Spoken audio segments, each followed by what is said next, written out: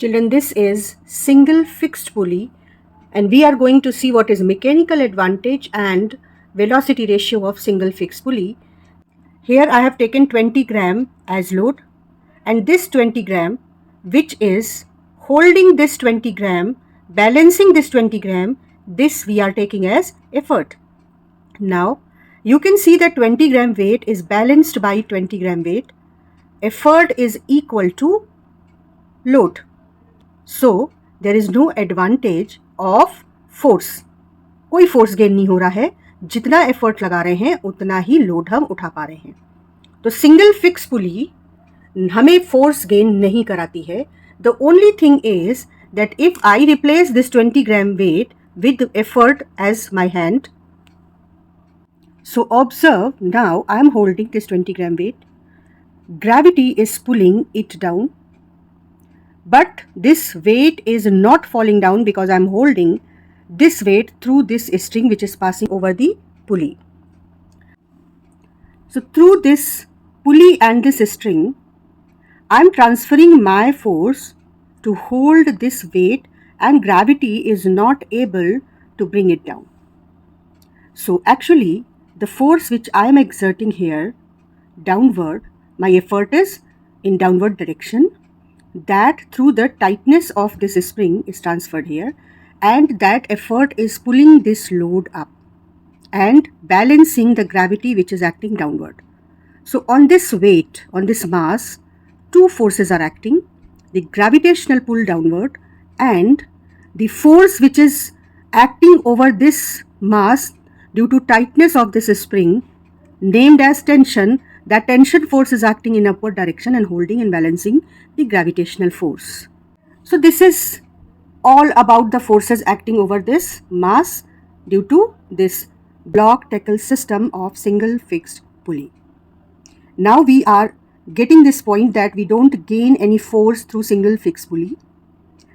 अब हम velocity ratio को देखेंगे कि क्या हम स्पीड गेन या स्पीड लूज करते हैं. इसके लिए मैं लोड की इनिशियल पोजीशन और अपने एफर्ट की इनिशियल पोजीशन को मार्क कर दूंगी, और उसके बाद हम एफर्ट को थोड़ा सा डिस्प्लेस करेंगे और देखेंगे कि लोड कितना डिस्प्लेस होता है. तो ये दो लाइंस मैंने initial position of load and effort, this weight is acting as an effort, मेरे हाथ की जगह मैंने ये वेट सस्पेंड कर दिया है, तो ये एफर्ट है हमारा. इनकी इनिशियल पोजीशंस के लिए मैंने ये लाइंस मार्क कर दी है, और अब हम एफर्ट को थोड़ा सा डिस्प्लेस करेंगे, और अब हम देखेंगे कि एफर्ट और लोड के डिस्प्लेसमेंट में क्या रिलेशन है. एक स्केल की हेल्प से मैं एफर्ट और लोड की पोजीशंस, फाइनल पोजीशंस को, और उसके थ्रू मैं ये डिस्प्लेसमेंट मेजर करूंगी. Now carefully observe children, with help of this scale I have marked the position of effort and the position of load. कि जो डिस्प्लेसमेंट एफर्ट का हुआ है नीचे की ओर और जो डिस्प्लेसमेंट लोड का हुआ है ऊपर की ओर, they are equal. You can measure it, they are equal.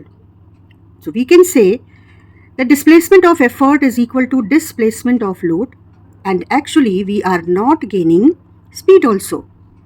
We are not gaining force, we are not gaining speed.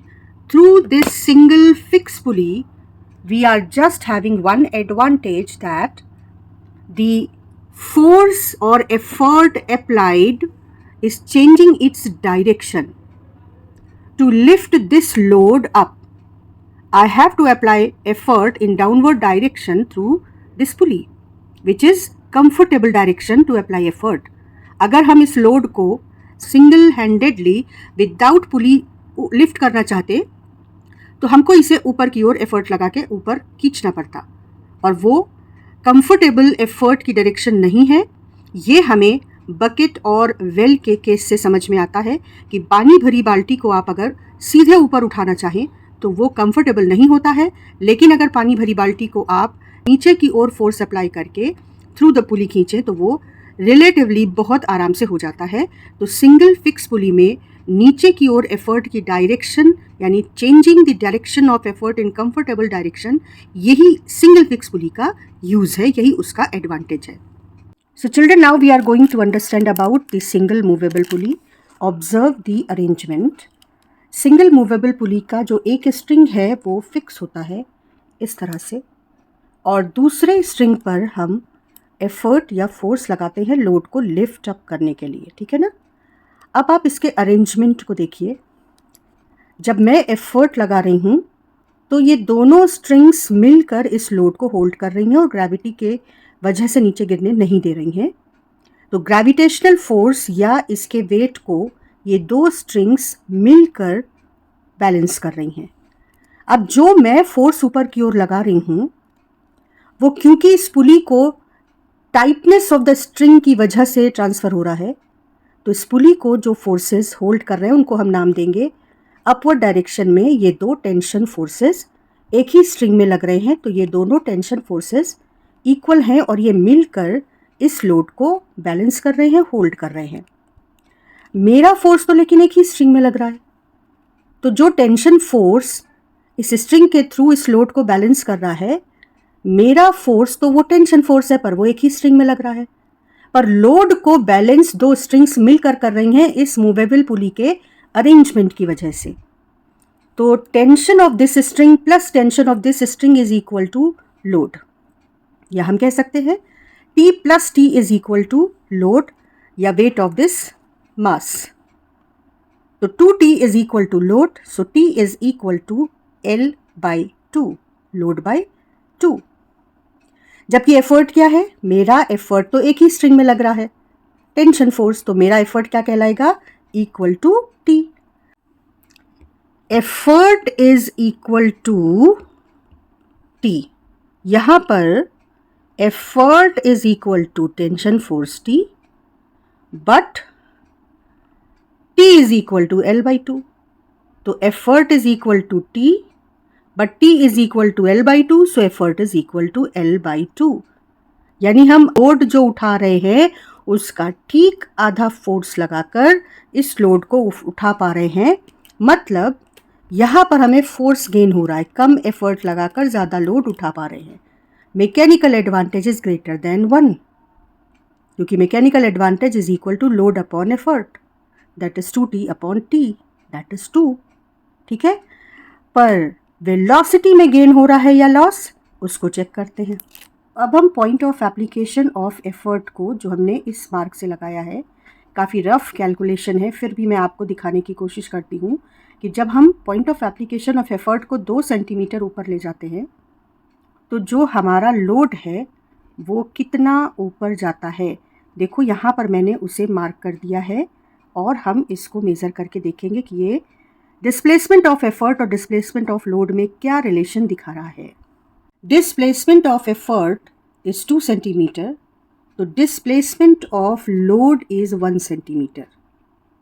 तो अगर हम एफर्ट को 2 सेंटीमीटर डिस्प्लेस करते हैं तो लोड सिर्फ 1 सेंटीमीटर ऊपर जाता है, मतलब displacement of effort is greater than displacement of load.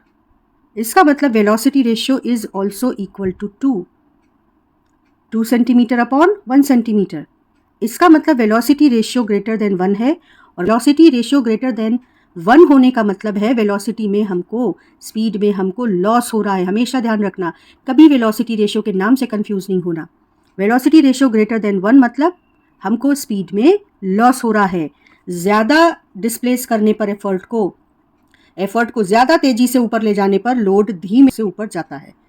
Displacement effort का ज़्यादा है, हम ज़्यादा ऊपर हाथ को ले जा रहे हैं, तब लोड थोड़ा सा ऊपर बढ़ रहा है, मतलब लोड की स्पीड में हमें कोई गेन नहीं मिल रहा है।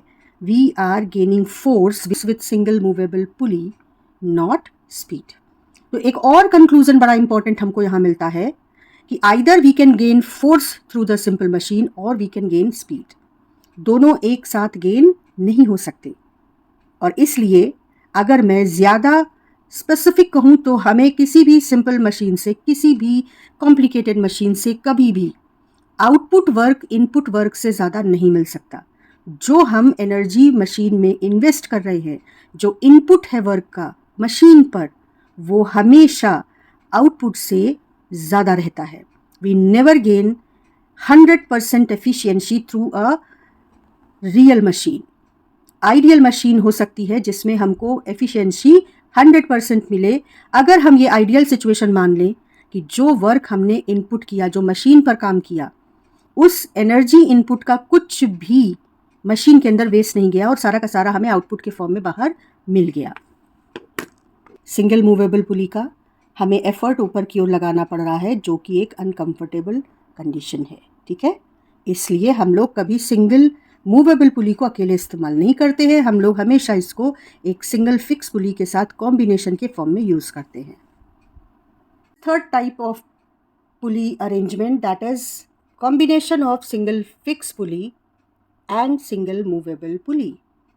यहाँ पर हमको सिंगल मूवेबल पुली का फोर्स गेन तो मिल ही रहा है कि हम एफर्ट आधा लगा रहे हैं लेकिन हम डबल लोड उठा पा रहे हैं, और साथ में ये भी फ़ायदा हो रहा है कि एफर्ट हम नीचे की ओर लगा पा रहे हैं बिकॉज ऑफ दिस फिक्स पुली। तो फिक्स पुली और मूवेबल पुली का ये कॉम्बिनेशन प्रैक्टिकली यूज़ किया जाता है कि फोर्स तो गेन हो लेकिन एफर्ट हम कंफर्टेबल डाउनवर्ड डायरेक्शन में लगा सकें। तो यहाँ पर फिर से हम एक बार देखते हैं कि वेलोसिटी रेशियो पर क्या फ़र्क पड़ता है। वेलोसिटी रेशियो, तो ये जो नीचे वाला मार्क है ये है इनिशियल पोजीशन ऑफ लोड, और ये मैंने एफर्ट को मार्क किया हुआ है। यहाँ पर मैंने अपने एफर्ट के पॉइंट ऑफ एप्लीकेशन को 2 सेंटीमीटर के लगभग नीचे किया है। You can see 1 centimetre is displacement of load, so again we are losing speed. But here also my effort is equal to tension force T, क्योंकि मेरा एक ही स्ट्रिंग पर, इस स्ट्रिंग पर टेंशन फोर्स लग रहा है थ्रू दिस स्ट्रिंग, इस ब्रांच पर टेंशन फोर्स लग रहा है सिर्फ एक पर, तो मेरा एफर्ट इक्वल टू टी है, जबकि लोड बैलेंस हो रहा है टी प्लस टी फोर्स से। तो 2 स्ट्रिंग्स मिलकर लोड को बैलेंस कर रही हैं।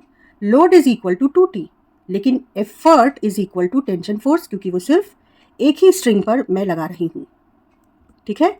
तो फिर से मुझे यहाँ पर mechanical advantage greater than 1 that is equal to 2 मिल रहा है।